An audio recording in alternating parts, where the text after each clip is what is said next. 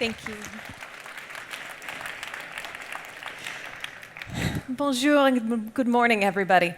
Thank you to all of the organizers and volunteers at the Interaction Conference. This is my favorite conference. I came in 2009, so it's for the first time, it's very emotional to be here in front of you today and a deep honor. So I look forward to sharing this story with you. So, from blank page to world stage. I'm here to talk to you today about lessons I've learned from launching products that didn't exist. But they're not just applicable to working on new products, because let's be honest, brand new products, that's, for many of us, a once-in-a-career opportunity. I hope that some of these insights will help you whether you're working on a new feature or a new product. Now, this specific story I want to talk to you about today, and I'm a bit of an odd case. I work for Microsoft right now, but I worked for Amazon at the time that this project was underway. I was hired at Amazon blindly. They did not tell me what I would be working on. All they said was they were interested in my ability to do voice design. And this was before the Echo, so I had no idea what was going on. But when I got there, I was debriefed, and it was explained that they had this idea for a device that combined the power of cameras and natural user interfaces to help make clothing decisions easier. Didn't believe them at first. I grew up watching Clueless, and if you've ever seen that movie from the 90s, there was an automated closet, essentially. I had been hired to work on the Clueless closet.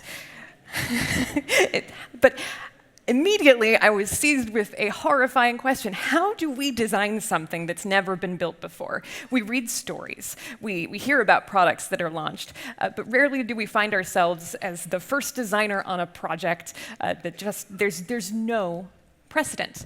There's nowhere to start, except for a 30-second clip from a movie from the 90s, and some customer insights that had occurred before I came in. So from moonshots to, spoiler alert, manufacturing. In April of last year, Amazon announced that this product was going into public beta, and in October of this year, I received my very own piece of hardware that we had designed. Very emotional experience. So now I want to share what I learned with you, how we got from a crazy, oddball idea to something in the hands of customers. Crafting the vision for a new product is an act of storytelling, and I think this theme will come up over and over again today. It's an act of focus, an act of deep curiosity, and fearlessness. Time and time again, you will have to learn how to live with the fear that your project will be canceled. You will have to make decisions that you may believe are unpopular or not commercially viable because they reflect something that's not necessarily profitable, but what you know your customer needs.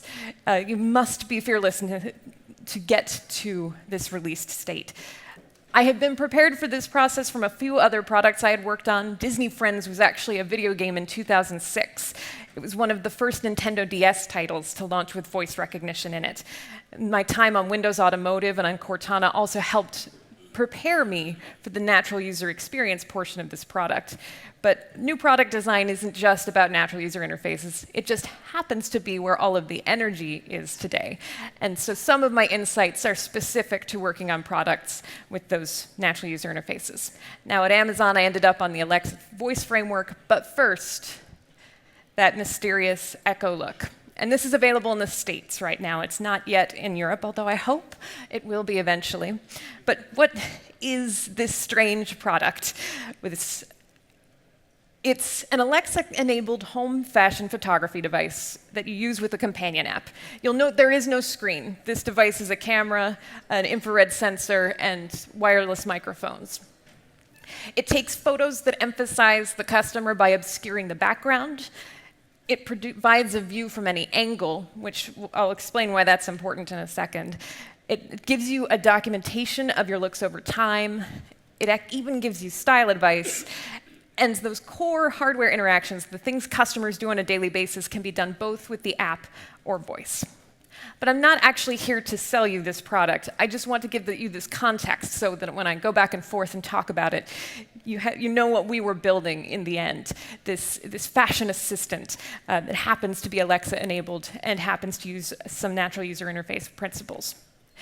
So I want to bring you 5 insights from this crazy experience where I was quite literally locked in a closet on how to bring new projects from that blank page state to a world stage. Or if you want to be a nerd about it, I could reference Zelda and say it's dangerous to go alone. Take this advice. And it is dangerous. If you're on a secret project like this, you're immediately cut off from the design community. It's a little disorienting. So I hope maybe this will provide you some comfort in those moments where you find yourself cut off from the world. Hopefully this will resonate with Alan. It's a tough act to follow, but I very much agree with the customer focus in all of his work. And the most important thing I want you to walk away from is the reminder to seek the truth. And when we have new ideas, and when there are no customers yet, it's easy to kind of get swept up in the newness of our idea, and to get so excited that we don't do due diligence and test whether or not the product we're designing deserves to exist. This photo is from Jurassic Park, and I often think of Jurassic Park, but in particular, for this example, they build an island and populate it with dinosaurs, and they bring these paleontologists to the island, and the first thing they realize is they do move in herds. That's the truth of the way the dinosaurs worked. And some things, if we were to bring dinosaurs onto the planet today, some of our assumptions would be wrong. We need to keep checking back with as much truth as we have. And I will quote Jurassic Park. Your scientists were so preoccupied with whether or not they could that they didn't stop to think if they should. I love Ian Malcolm, and I love this quote, and you should constantly remind yourself of this in the early stages of a new project. I know we all want to create new work, but we should be creating the right new work. If we're going to draw from the inspiration from Alan's talk earlier and be good ancestors, we want to solve problems that actually exist. And part of that is making sure that we have found the truth in our customers' needs. And this probably means, on a new project, finding that elusive time for ethnographic research. And this is not research to validate your idea. It should be research that challenges and attempts to tear down the idea you have. Thank you, Alan. We should be fearless enough to go to our customers and find out that our idea may not have merit, or maybe there is an idea with merit, but it wasn't what we fell in love with in the first place. Now, in the case of the Echo Look, the question was, do customers really need help managing their wardrobes? Is a camera really going to be accepted or viable in the home in this context? Are there actual pain points we can help address in this daily process? Now, for the Echo Look, just briefly, we ended up doing several weeks of ethnography studies. You can never do enough, but 3 weeks felt reasonably good given the timeline we were working on. We visited 4 states, a variety of dwellings, which I think is particularly important when working on natural user interfaces. One of the challenges with the Connect, I didn't work on the team, but I was struck with how the Connect really only worked in single-family homes. It didn't really work very well in apartments or confined dwellings. And as we build products that are more naturally oriented and dependent upon space, we need to make sure that we are interviewing a wide variety of people in a wide variety of situations. Made sure there was at least a slight majority of women, but at the same time, even though we thought this product would skew female, we didn't want to bias ourselves too much and only interview women. There might be pain points or opportunity, and males or other folks were using the product. And we went into people's bedrooms. It was one of the most striking experiences of my design career to be invited into people's homes, to sit on their beds. And I will admit, when I started on this project, I was a little worried. It seemed narcissistic, it seemed frivolous. But when I sat on people's beds and listened to them talk to me about body dysmorphia, about confidence problems, about the stress in their daily life of trying to look their best, I was suddenly a convert. But it's important to note that even though we were in their homes, conducting a contextual inquiry and asking them to show us how they made clothing decisions, we did not ask them to show us how they got dressed, that would be inappropriate, but how they decided on their clothing, we did not tell them what our idea was. We never even told them what company we were with. It was extremely important that we observe the truth, not a self-reaffirming version of what we wanted the customers to tell us. And in the end, we actually did find pain points. We found customers with wardrobes spread across multiple rooms. We found customers spending 20 or 30 minutes agonizing over different choices while carrying a baby and possibly a phone at the same time. And in particular, this research ended up helping us again and again. So we went to stakeholders. This is the perception of how a fashion-engaged person's closet looks. I hear some giggles. And I believe that if I surveyed folks here, many of us don't actually have closets that look like that. But if to an outside observer, this fashion magazine picture is believed to be true. Reality is far less polished. We actually found that the more fashion-engaged someone was, the more likely their closet was to look like this, because they're trying things on, they're throwing them around. So when you look, if somebody coming to your project thinks this is reality, a project that helps you manage your wardrobe is silly. You could just walk up and see it. But reality in the home was much different. And as it turned out in this case, we were onto something. Once you've found your truth, mind the narrative gap. As you tell your story over and over again, your bias will inject itself into the story. You'll misinterpret pieces of anecdote, things that people said. Continue to revisit that truth over the course of the project, and wherever possible, let that truth speak for you. If you can share the ethnography results or the videos with your team members, do that. Don't speak for your customers, let them speak for themselves, and reconnect yourself to that truth, because it's amazing how in the heat of the moment when things get chaotic, how you can misinterpret what you originally heard. For woe awaits the teams that never asked if they should. This is the Juicero. It was a product that launched in the United States last year for $700. And its purpose was to squeeze juice packages. When the product shipped, customers who purchased the juice packages found that they could just as effectively squeeze the packets with their bare hands as they could with the $700 device. Needless to say, that product is no longer being sold. And they may have started from a valid customer truth, but over the process, they did not mind the narrative gap, and they thought the important part was this bespoke piece of hardware. Their customers just wanted to be healthy. That hardware wasn't actually helping them be healthy. It wasn't solving the core problem. The second insight I would like to share is to remember to spot your icebergs. And it's funny, again, Alan had some Titanic imagery in there. Maybe there are themes today. But for me, icebergs on new product are the deep problems that can sink your project before it sails. And it's important to note that you can't avoid an iceberg you can't see. We knew this was a crazy idea, and we knew that there were huge technical and social problems and challenges that could potentially derail the project. The important note is that our deliverables early on highlighted the problems rather than obscuring them. We had to embrace what we knew could fail the project to build trust with our stakeholders and to make sure we had the right conversations early on.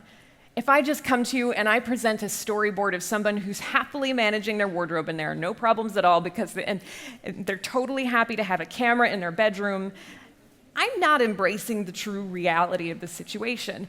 And that means I'm also not having the tough conversations I need to have with people who may have better ideas about how to solve that problem. On this particular project, we had some icebergs around installation, security, and our sensors. And so in my very first storyboards for the product, when we were trying to envision what this looked like, one of the challenges we knew we were facing was the plug. We wanted this to be a daily use product. People tend to get dressed on a daily basis. But if it was a battery-operated product, you'd have to go remove it from its mount and plug it in. And then we figured It was not too much of a cognitive leap to assume that people would stop using the product once it had been removed from its original location. And so the early storyboards tried to draw attention to these problems. Like, there's a plug attached to a mirror here. And in fact, not a lot of closets have plugs. We knew this would cause problems, and we wanted to discuss that with our stakeholders. If the product couldn't succeed in spite of this problem, then it didn't deserve to move on. And similarly, calling attention to the fact that you can't just magically stick the camera to the wall and have it work. There's a calibration portion. And I'll also make a side note on these storyboards. We moved agile, in a very agile fashion. We were moving aggressively. And so these are not Pixar-level quality. It's more important to tell a quality story than it is to create bespoke art. And more than what's being shown here, it's the story that's being told, which parts of our customer's experience we chose to show. So if you find yourself in one of these experiences, if you find yourself hypothetically locked in a closet with a product and you can't talk to anybody and you're on your own, I imagine you have all the skills you need to tell your customer's story and provide context, even if this is not your strength. Now, for the sensor iceberg, we needed essentially to build a machine learning system that could distinguish pixels of background from pixels of person. And that led to a year's worth of selfies and immersing myself and my very patient husband in a world of potential narcissism. And I show this example for two reasons. One, if we had not led with what we wanted to do with the camera and why we knew it was challenging, we wouldn't have had a year and a half of lead time to do the due diligence and help recruit employees to help us build up that sort of machine learning and that computer vision corpus. But it also gave me as a designer the opportunity to put myself in our customers' shoes, because we had no customers. So it fell onto me and whoever else could experiment with the system to see what it did to my mind to take that many pictures of myself. Would I lose all sense of being? Would I become totally self-absorbed? I did learn I have a lot of scarves. But that was interesting. What I ended up learning from it and what my friends on Facebook ended up taking away was different than I originally thought. So when you do find yourself in a situation where your customer doesn't exist yet, you may need to embrace that curiosity a little more deeply than normal, a little more deeply than comfortable. We are not the user, but if you don't have a customer yet, you're going to have to pretend. And thanks to all of that hard work from a fantastic team of hardware and software engineers, and not just design, we did get to where we needed to go. This is one of the first photos I managed to take with the hardware device that did do the background removal. But we wouldn't have gotten there without leading with those issues. And so what I want to leave you with on the second point is our job is to shine light on problems, not hide them. And if you are presenting a shiny, happy vision of your customer post-product, you're missing the point. We revel in the problems. We revel in the challenges. And when you are on a new product, you're going to need to come to terms with the fact that your solutions won't come overnight, and you may be bringing up problems that don't have solutions yet. That's okay. It's still important to have the discussion and bring up the problem. It is not a failure not to have the answer immediately. And in these collaborative team environments, you are giving your team members the gift of contribution, the gift of asking their opinion, of bringing them into the process. What's most important for designers at this point in product development is that our work starts the right conversations. We are not solo acts. And so if you bring a storyboard to a room and it is ripped apart, maybe even literally, that means you've probably started a difficult conversation. And to me, that is winning. The product will not live or die on you alone, but it will live or die on having the right conversations. The third insight is the importance of inspiring allies with your stories. All the world's a stage, and you will need players to launch a new product. And importantly, the longer we work on these new products, it is impossible not to get emotionally involved. And we forget where we were when we started. We forget what we learned to convince us that the project was a good idea. Don't assume your allies and stakeholders share your vision at first. That can be a fatal mistake, especially when working with natural user interfaces, because they rely on context. In many cases, when you propose a natural user interface, you are proposing a product that solves an existing problem that's already solved. You can do it with an app. So why would you do it with voice or gesture or touch? And that's when context matters. Now back to the storyboarding point. I fell back on some reading we did back in my grad school time at the Entertainment Technology Center at Carnegie Mellon, and we worked through Understanding Comics by Scott McCloud, which I recommend if you haven't read it yet. But in particular, he talks about the power of comics and of the simplified rendering of human form, and the fact that by stripping down an image into sort of component meaning, it means we can amplify the parts that are important and discard everything else. And I particularly love this strip here because it illustrates what my strategy ended up being for Echolook, having been inspired by Scott McCloud's work. So the cartoon, he says, is a vacuum into which our identity and our awareness are pulled. An empty shell that we inhabit, which enables us to travel into another realm. And when you are presenting a crazy automated closet to a male vice president, you need to help that person travel into the other realm of your customer and their fashion-engaged life. We need them to not just observe the storyboard, but find a way to build empathy with that hypothetical customer. And that's where the simplicity of rendering takes priority here. By using very simplistic storyboards and making some intentional choices about how our customers rendered, we create a canvas into which our stakeholders can project themselves, build empathy, and come on board, become allies, provide funding, help the project succeed. For me, that meant that my life for the first couple of months of the project was Sharpies, printer paper binders, and Copic markers. It was all storyboarding all the time, working through what stories we needed to tell our stakeholders in a form that was rough enough to invite conversation, neutral enough to invite empathy, but specific enough to show those problems and to show the important moments in the journey, in the customer journey. And so a few frames from our day 60 storyboard that we used to get the project approved. I can't show all of them because naturally, when you work on a new product, there's more than a day zero vision. But there's a couple of points I want to make here. These aren't chronological necessarily, but you'll note that there's no gender-specific traits on these people. And that is a specific choice, because I wanted to prevent the otherness from taking hold. Especially when you're making a product that may skew towards women, I didn't want a male reviewing the product to see the customer as another. I wanted to make it neutral enough that they could project themselves into the story. And so there's, avoiding gender-based colors, keeping things neutral.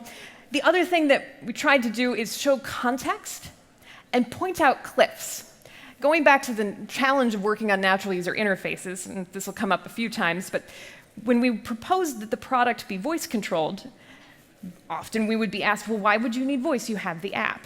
And so some of these slides are pointing out a particular problem. If I have a customer, even if they do bring their phone into the closet, and I don't know how many of you carry your phone around maybe that much, but even if you do take it into the closet, when you go to get changed, you will put the phone down. And now the user flow is broken. We have encountered an interaction cliff. And so again, it was important to lead with the problems we knew were there so we could talk through them, work through them, and in some cases make the case for additional functionality like voice control. There are other ways to motivate your stakeholders beyond just storyboards when you're trying to build allyship for the product. Obviously, you can pull examples from media to motivate the team. There's no shame in that. I cannot count the number of times we showed the Clueless clip to new engineers joining the project. And this whole building of a group of allies should extend not just to the people who pull the purse strings, but everyone who works on your project. And design can really take a leading role here to make sure that everyone, every engineer, every product manager, every designer has a shared vision and understands those core customer scenarios. And we worked very hard on that on this project. Let your research speak for you. Like I mentioned before, if you did your research, bring it back. Keep showing it. Keep motivating customers. Keep reminding team members, and keep reminding them that there is a customer problem that you're solving.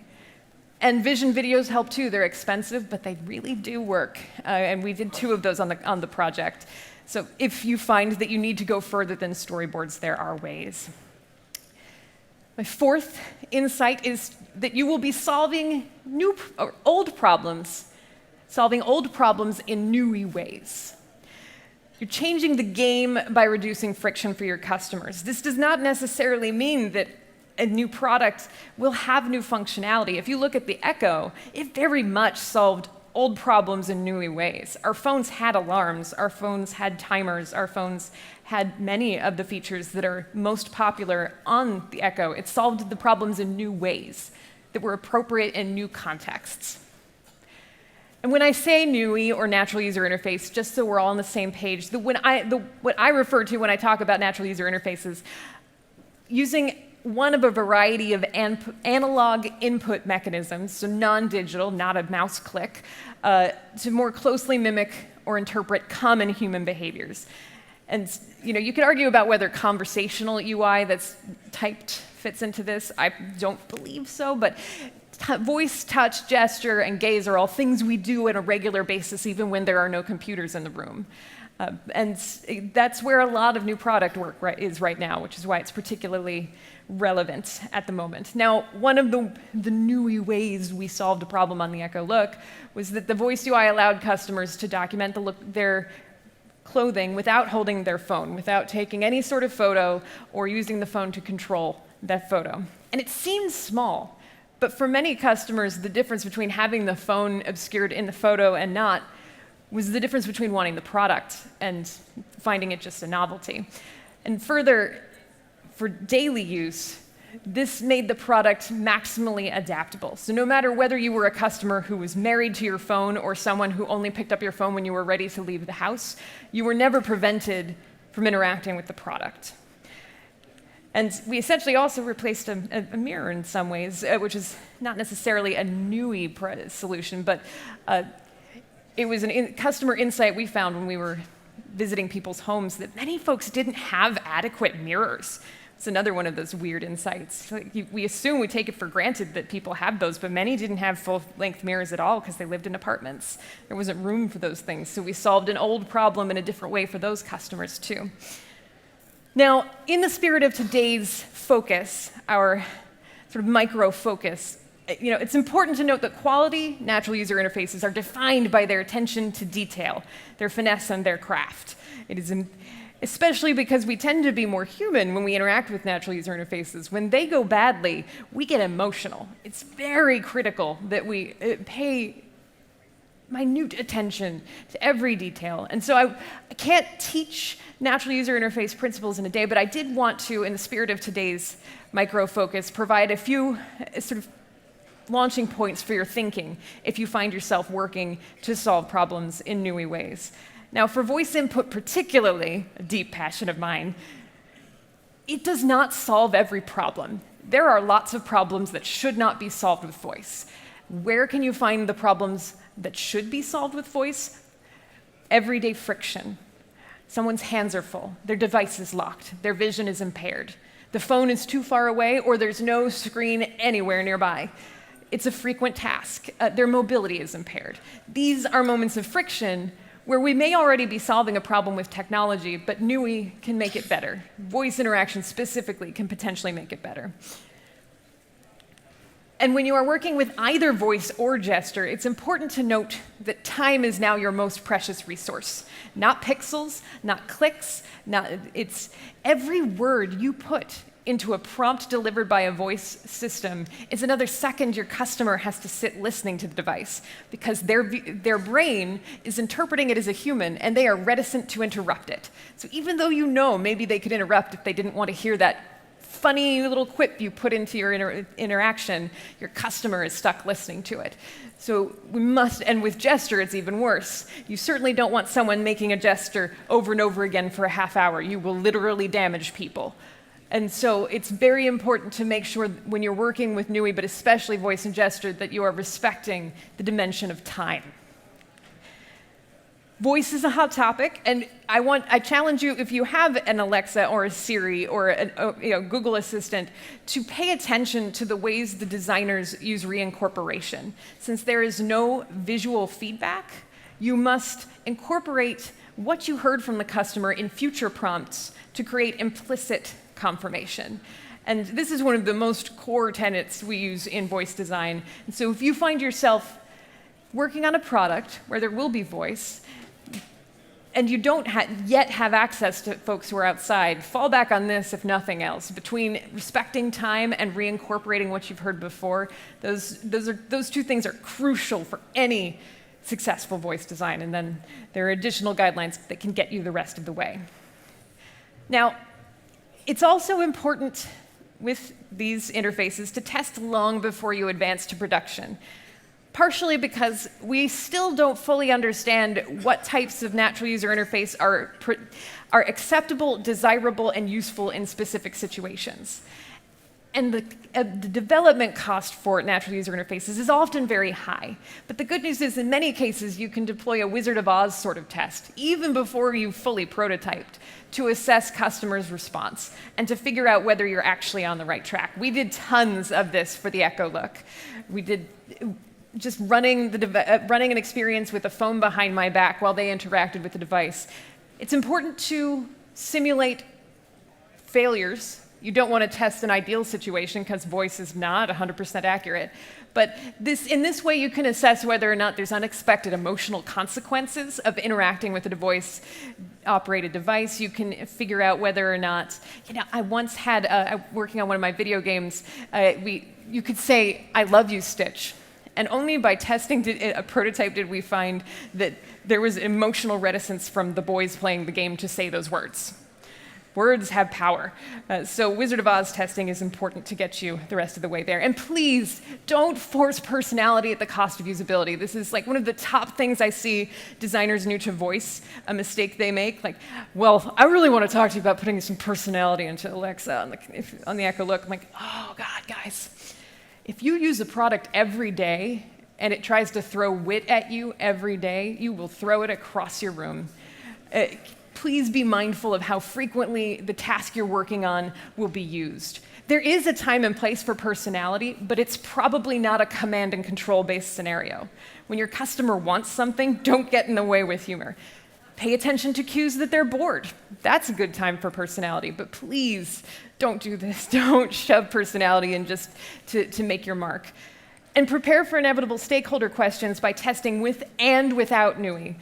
Be willing to be proven wrong. Maybe NUI isn't the right way to solve your problem. We had to do this on the Echo Look to justify the immense cost of putting microphones on every device.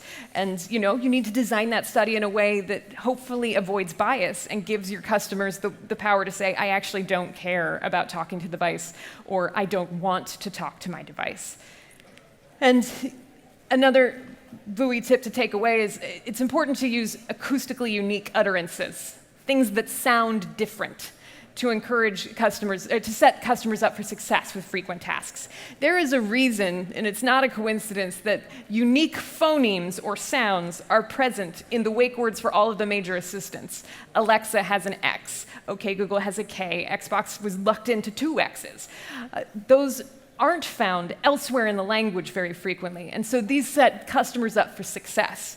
It's a very good reason why most devices don't allow you to name them. If I name my device computer, suddenly it can't tell the difference between its name and a common conversation. But above all, remember that the odds are, especially on NUI, that you will spend just as much time fighting to keep things simple as you will working on your core designs. The design is a small proportion of the work required to ship these products, and much of your work will be standing your ground and making sure that you don't let the features creep out too broadly, that you don't overcomplicate things, that you don't put too much personality in when it's not called for. Novelty, especially on new products, invites enthusiasm from all sides, but not all of that enthusiasm is in the best interest of your customers. The final insight I wanted to share is just that you will have to embrace change, but stay the course. Find a way to let the opportunities enhance your solution without losing sight of the core problem. Luck is the intersection of preparation and opportunity. When things happen, those opportunities, if you don't take those opportunities, you'll never have the opportunity to be lucky, but you can get distracted. Now, when we started working on the Echo Look, it wasn't an Echo product at all. The Echo didn't exist. They were very good at keeping secrets, so we literally woke up one morning and the world had changed. and we were a voice-controlled product at Amazon that wasn't the Echo. We could have just thrown all of our product's fate onto that train immediately, said, you know what? They can figure this out, we'll give them our idea. But we knew we still had a customer problem to solve. We had seen genuine pain points around clothing management and decisions, so we stayed the course. We did not immediately tie ourselves to the Echo train. We solved our problem, we found a solution for the problem that worked, and then we pursued whether or not Alexa could live on the device. And it did take a lot of work, but we prioritized solving the core customer problem first. Because in the end, the fact that Alexa existed did not solve that core customer problem we had identified. And the other sort of opportunity that came up for us was originally fashion advice was way out of scope, very expensive, complicated, and the core problem we had seen was people had trouble managing their wardrobes and they had trouble with mirrors. They didn't have adequate mirrors. But an opportunity came up when a powerful stakeholder decided this feature was important. But we found a way, and there was a fabulous production team and product management, found a way to incorporate this feedback by creating a parallel team without changing the core product, just enhancing it. We still solved the core customer problem of managing wardrobe, but allowed this additional opportunity to enhance the project without changing its destiny. And finally, just remember that new product releases are a marathon and not a sprint. Disruption is disruptive, and the feedback you receive initially may be horrifying, and I encourage you to just take a deep breath. If we look at the original reviews for the Amazon Echo, for example, CNET called Alexa more of a novelty than a useful production tool. And this same publication, a year later, was talking about how the smarter-than-ever Echo remains one of the best-connected home products money can buy. I love the use of the word remains, as if they had known that all along. The world is not necessarily on your side when you start, and that's okay. Just take a deep breath. As long as you're solving a core customer problem, as long as you reconnect to your truth and keep that North Star with you the entire project, there's a chance. It's crazy, but there's a chance that your crazy idea can succeed. So aim for the stars, seek the truth, find your icebergs, inspire your allies with your stories, solve old problems in new ways, embrace change but stay the course, and take a leap of faith. They may not always succeed, but if you follow these principles, hopefully you can at least stand proud in the design work and craft you've done, and perhaps you'll be able to stand on a stage and share what you've learned with others, regardless of whether the product ships or not. And I hope for all of you that you can have this moment of joy once in your careers. That's the face of someone who just took her first picture with her own Echo look and is a total dork about it. So thank you so much.